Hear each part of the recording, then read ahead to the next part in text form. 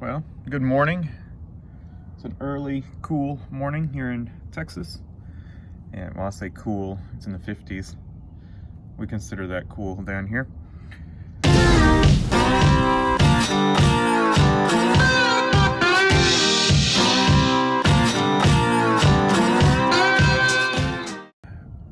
What we're doing today is I'm gonna go ahead and pull the fuel sending unit out, or at least try to. I really don't want to pull the tank or drop the tank, so I'm gonna try to do this without doing that.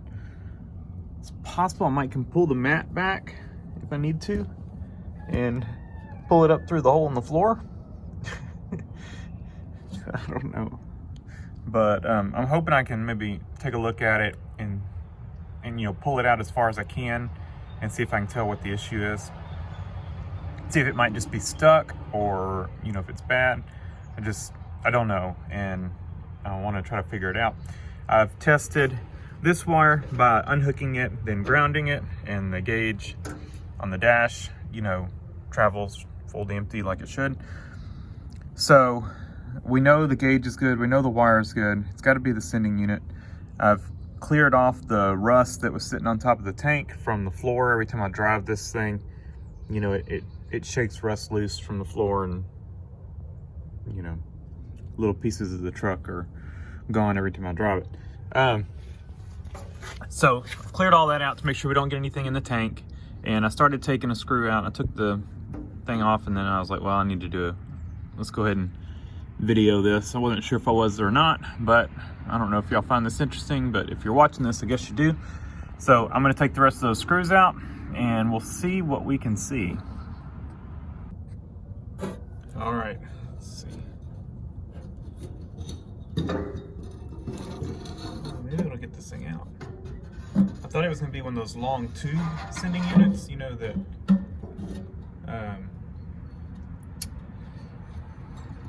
where it's like it rides straight up and down on it, but it does not. Awesome. Looks like the float is free. I mean, it's floating. So maybe I'll take this apart and repair it. I didn't think that was going to be the case. So I'm going to need to get my voltmeter, ohm meter, and we'll start checking this thing out. All right, cleaned it up with some brake clean. I did check the float in some water. It does float, and got some brake clean dripping out of it. I sprayed the inside real good with brake clean, and we're gonna check it with the ohm meter, see what it does, and then we'll probably end up taking it apart. I feel like we're gonna have to, so let's see. But maybe the brake clean cleaned it up a little bit, and then maybe it'll start reading now. We'll see. All right, so put a voltmeter on it, and I wasn't really getting a reading off of it, and so I took it apart, and what I found was, if you look, you've got a material right here that, I don't know if it's plastic or Bakelite or something. It's some kind of non-conductive material, but it's deteriorated right there, just nothing left of it. And you can see the wire that's wrapped around. It's still intact, but it's all bunched up, and so that's not going to work. What I did, this was actually spot welded to the flange, the mounting flange, and so I just rocked it back and forth, took the nut off and all that, rocked it back and forth and popped it off, because I had a feeling that we might be able to reuse this. Now, what I did is I went online.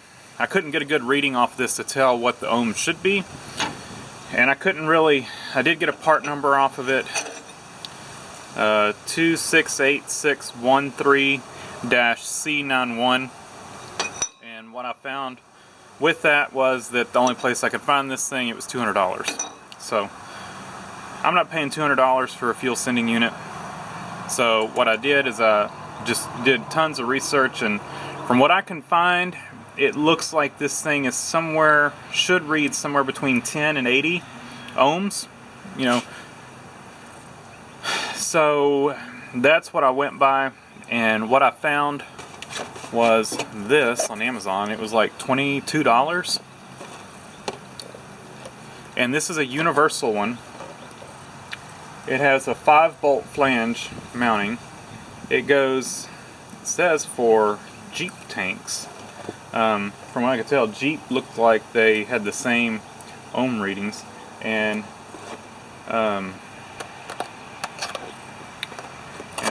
found readings for an IH pickup, a little bit older than this, but had a 6 bolt flange. Looked very similar fuel sending unit. The only thing I couldn't tell on the international one was it was for a truck. I have a feeling the rod length was different, but it said it was from, I think it was 7 to 83 or 10 to 80, something like that. And this one is a little different, as the sender mounts down in the tank, but the rod is adjustable,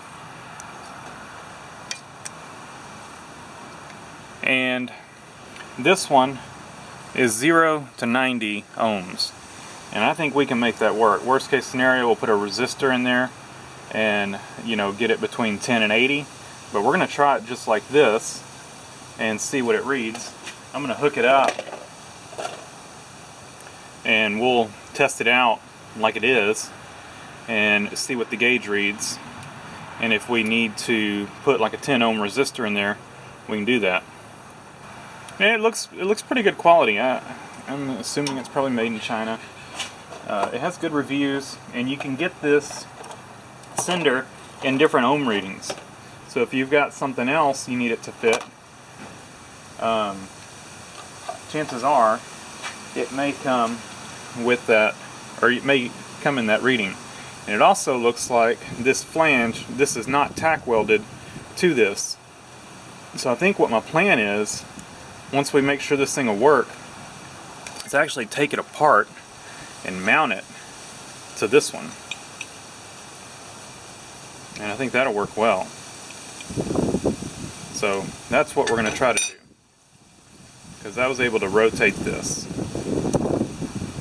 Yeah, you can rotate it. So it's definitely not tack welded or anything to this.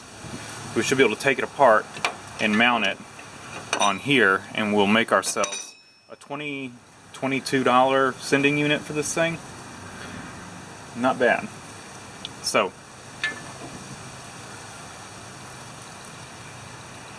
we're gonna have to do some measuring.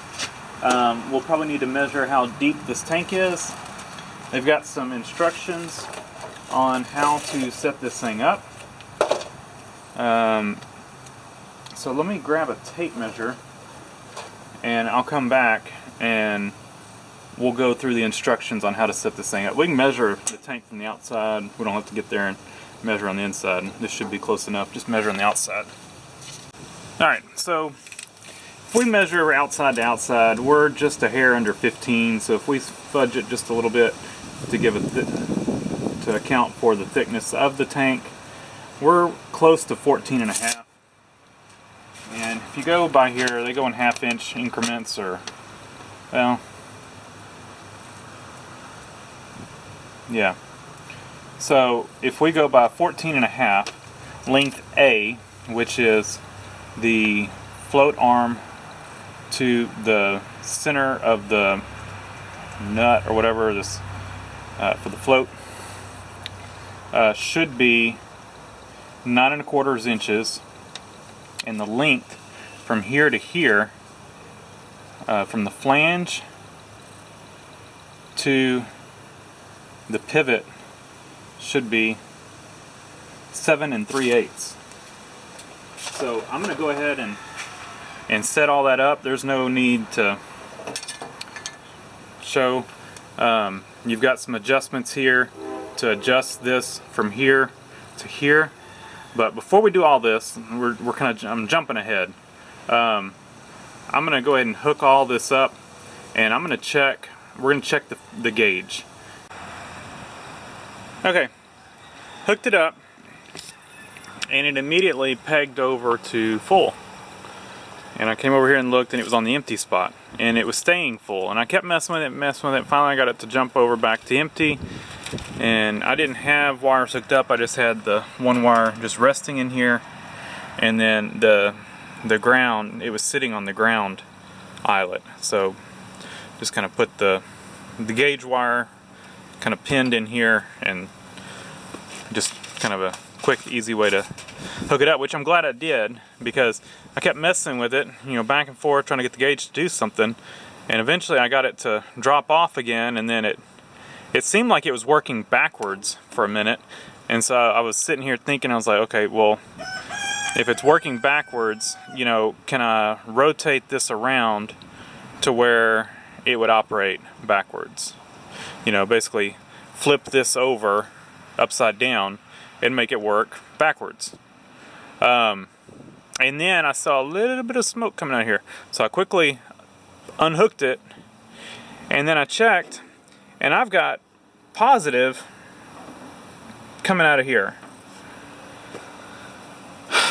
So I'm guessing something has happened to my gauge, is my only thought, is that it's now, because I don't think it was like that originally. I mean, it was working for a little bit, and like I said, the reading seems to be correct. It's not like I threw too many ohms at it or anything like that. From what I can tell, this is correct in its readings, that it should read from 0 to 90, and this one does, and that it should be, or, you know, 10 to 80 or whatever, but it just seemed like it was backwards, and I was just going to need to flip it over. It seems like our gauge has shorted, and we now have positive on the gauge. So if we hook up in this eyelet here, which goes to the gauge, let's keep this away, and then this one is negative, and our key's on. Oh, bump the negative. Hook the negative back up.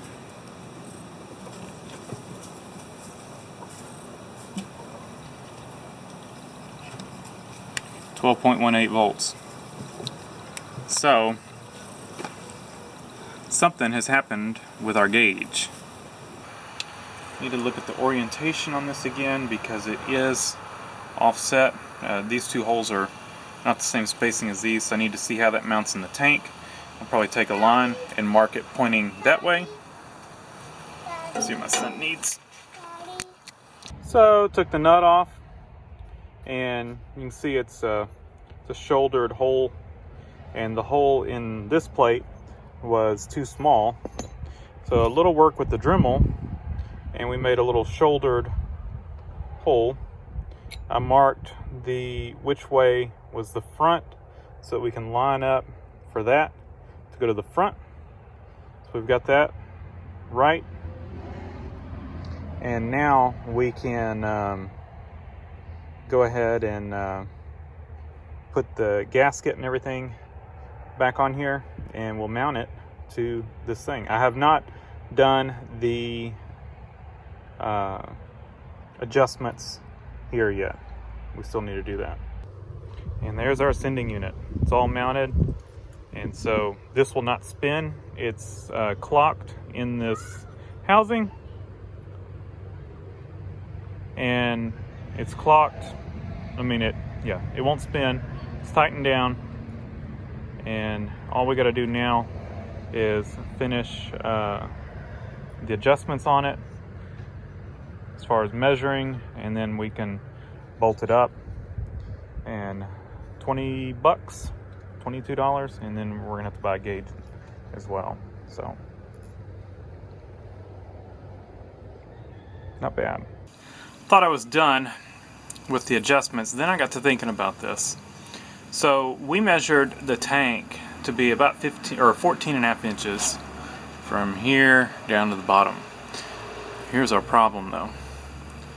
Normal fuel tank, you would probably have a fill, you know, maybe coming in from the side, but anywhere. But then it would go up to a filler neck that was higher than the tank. And so you would be able to fill the tank up to the top. Well, this tank has the fuel inlet on the side, and it is down this distance right here to the top of the tank is 2 1/4 inches. So that poses a problem, as you can only fill this thing up to right here. So our fuel gauge never would read full. The empty reading would be correct, but the full reading would not. You would fill it up and it would probably read, you know, between 3/4 and full. So we're gonna have to manually adjust that. And what I say by manually, I get is this is an abnormal installation, I guess you could say. And we're gonna have to, we can't really go off the chart in figuring this out. So what we need is for it to read empty when it's empty and to read full when it's full. And I'll show you how I did that. So I measured the sweep on the old sending unit, and it was like 12 1/2 inches. And that's what I've adjusted here. So I've got this adjusted 12 1/2 sweep, you know. So we know the sweep is correct now, or it's what the other one was. Now we need it to read full when fuel is about 2 1/4 inches from the top. Now we lose about 1/4 inch between gaskets and the thickness of the tank itself. It throws it off about 1/4 inch. I've got 15 1/4 from the top here to the bottom of the tank.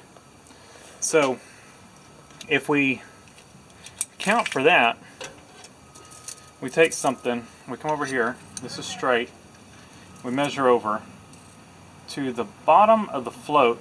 I've got it at 2 1/2 inches. I don't know, you know, the float itself may only ride, or it may ride about 1/2 inch down, and we could adjust this a little bit if we want to. I'm gonna guess that it might ride about halfway, and so our adjustment may be off a little bit. We've got 2 inches, so if we think about 2 inches down from this is, you know, 1 3/4 inches, which we can't get that full. So I'm probably gonna have to adjust this a little more. If we sweep to the bottom,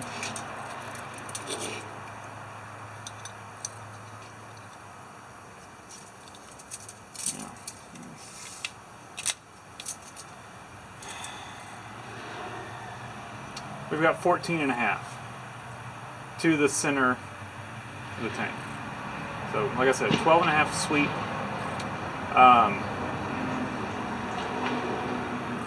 That's going to put us. That's going to put the sending unit about 1/4 inch from the top of the tank from hitting. So, I think what we do is to make this adjustment correct up top, to where it'll read full, and then have this thing sitting on the bottom when it's empty. We're going to go ahead and double check our measurement first before we do anything, I think. So top here, we got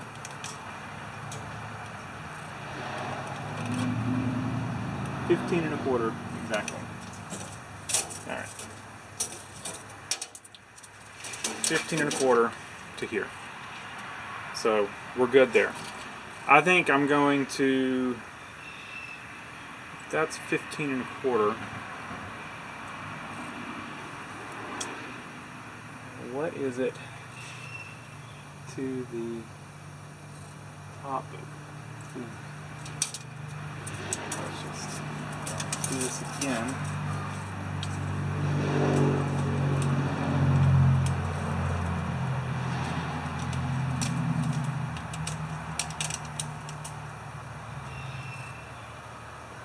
15 1/8. Alright, so that gasket's about 1/8 of an inch thick. And so let's move this aside. 15 1/8. Let's see what our measurement here is. You know, we're doing what we can to make sure this is correct. And we're going to go 15 1/8. So we can fill it basically to 2 inches. Get about 2 inches of fuel in it.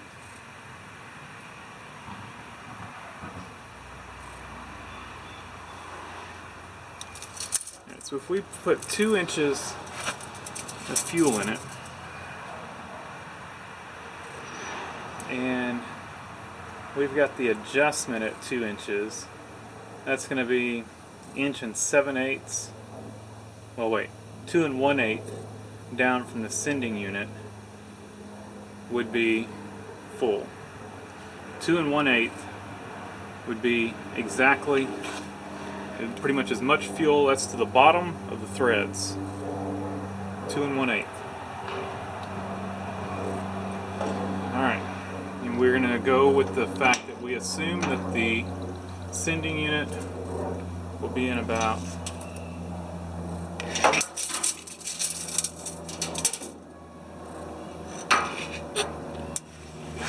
how well can you see? Yeah, pretty good. Alright. Sending unit. Man, it's right at 2 1/8. Alright. I think we're just going to go with that. I would rather fudge it on the... It's definitely... It should read full. And it's going to give us about maybe a 1/4 inch of fuel in the bottom before it bottoms out, or before... Yeah. About a 1/4 inch of fuel in the bottom when the sending unit is completely bottomed out. The old sending unit, from what I can tell, probably would have went right down to the bottom. This will leave it just a hair off the bottom, and I'd rather fudge it that way than have it wrong the other way. So I think that's going to be good, and we're going to go ahead and put it in.